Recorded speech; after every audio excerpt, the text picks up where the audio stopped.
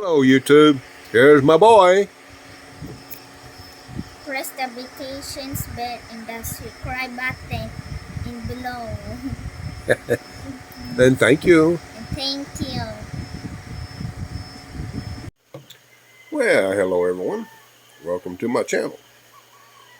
And if you don't mind, take a little time out and subscribe, like, and share. As you all been well aware of, if you've been following my channel, I'm somewhat considered maybe a semi-prepper. At this point in time, Grace and I, our little family here, we probably got enough supplies on hand to do us at least a good month without being very uncomfortable. We probably could handle 1 month easily. Uh, this doesn't mean you need to run out and buy $100,000 worth of supplies.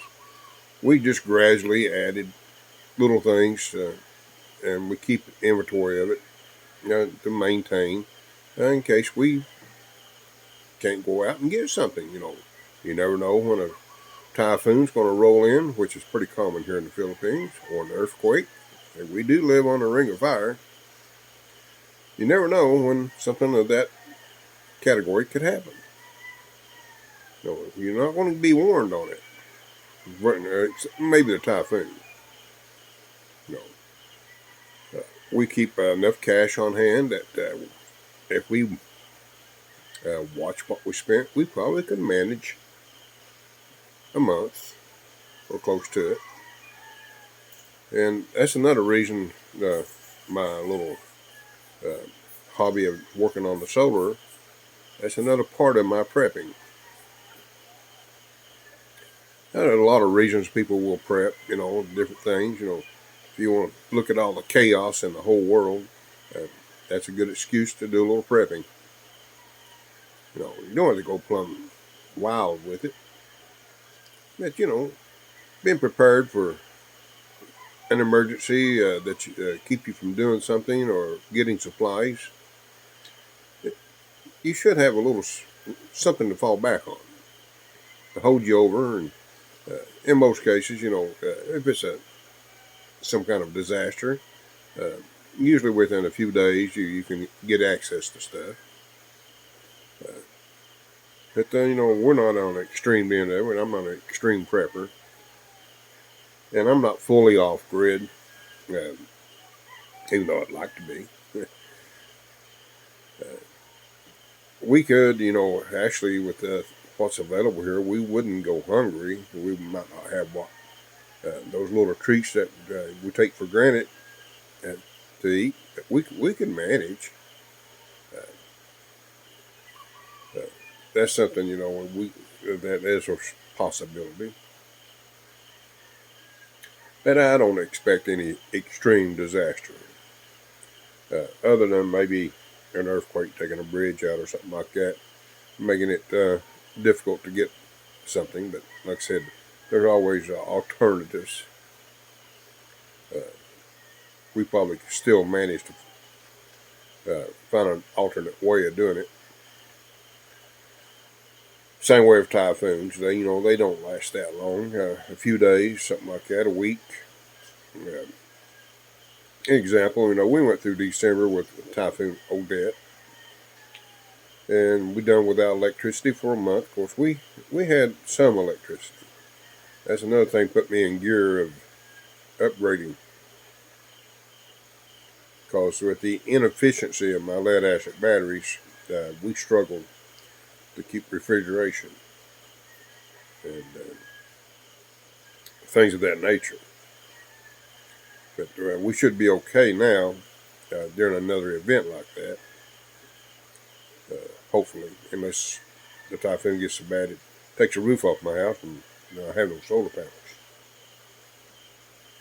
But I don't expect that. The location I'm at, uh, typhoons hitting this area direct is it? It's a rare thing. Odette got as close as been a direct hit as I think, in history of this area.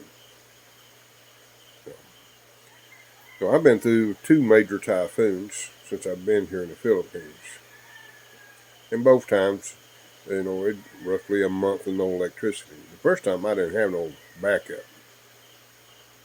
That was in, I think, 2013, and I'm trying to remember the name of the typhoon. I forgot the name of it. But anyway, we survived it, and we did a month without electricity in a new place that we just moved into. So, and that was kind of, what can I say, difficult, uh, more or less uncomfortable. Uh, the way I'm set up now, we could pump water, no problem. Uh, so that'd be okay. And we keep like cleaning supplies. We keep at least a month on hand. We do that every month. We go to the or do our monthly shopping, and we got supplies left over. And Grace is fantastic, keeping the inventory of everything, and which I I've gotten so used to it, I take for granted, and I shouldn't. But we don't run out of things, thanks to her. She has really come a long way, and she's probably more of a prepper than I am in a lot of ways when it comes to supplies. I recommend anybody out there at least keep a week's worth of stuff on hand in case if something comes up. You never know, uh, weather related or something of that nature. You don't know. So I guess everybody, in most cases, or might be some prepping. I'm a little more than some, and a lot less than a few. Because there are preppers out there that has underground bunkers and all that stuff. Of course, it's not a bad idea. Of course, I'm not going to do an underground bunker. Uh, my my extent of prepping is just keeping us supplies on hand in case of a natural disaster that we can survive it without a lot of discomfort. Uh, and also, being able to keep communications up and running too. That's something everybody should be prepped for. I'm the way my system is set up here, it's all wireless. We depend on the cell tower. Uh, Unless the cell tower is taken down, we should have communications of some kind. That's something that everybody needs is a way to communicate in case everything is just cut off, so you know what's happening, so you can be prepared.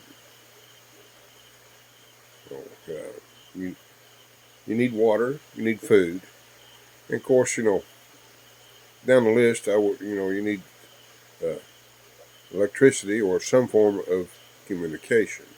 In most cases, you're going to have some form of electricity, whether it's a battery backup, a generator, or in my case, I'm relying on solar.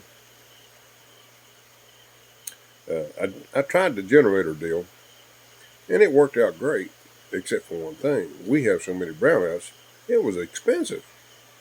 You know, 1 liter of fuel per hour, uh, which is roughly just a tad over a quart. And you're talking now, trying to do the math, $1.30, $1.40 a quart. That's could add up to quite a bit of money. you know, if you're talking, say, if you just done the minimum of 3 or 4 hours a day in order to keep some refrigeration, uh, that's a gallon. So you're talking over $5, And if you've done that for a month, that's $150. Well, if you don't have the funds, if you don't have access to those funds to buy that fuel, you may have the funds, but you can't get access. Maybe you're cut off. What's the alternative? So that's one reason I did the solar, why I'm doing the solar, and why I'm upgrading the solar. And speaking of that, I was looking at the kilowatts that I used overnight. Just everything running normal, and I'm definitely going to have to upgrade one more battery after I get these solar panels installed and start saving some money up in order to be able to run a full night uninterrupted.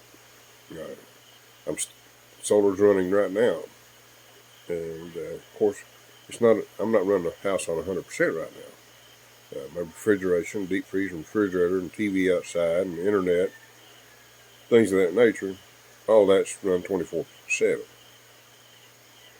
That's the biggest consumers of my electricity. Uh,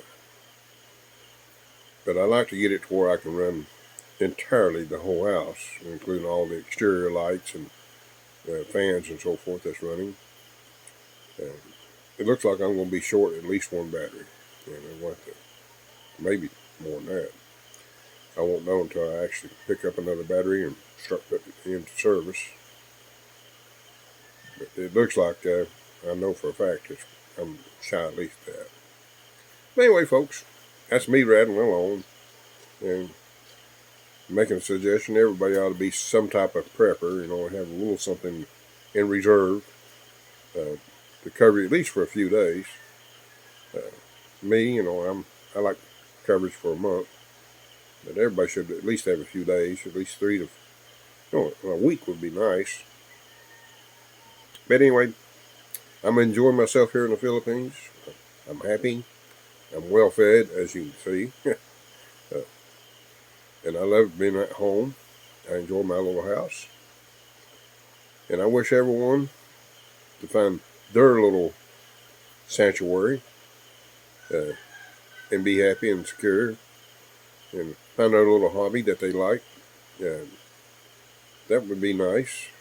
So until next time, you hear me another little rant. Don't forget. Yeah, you're right. Subscribe, like, and share.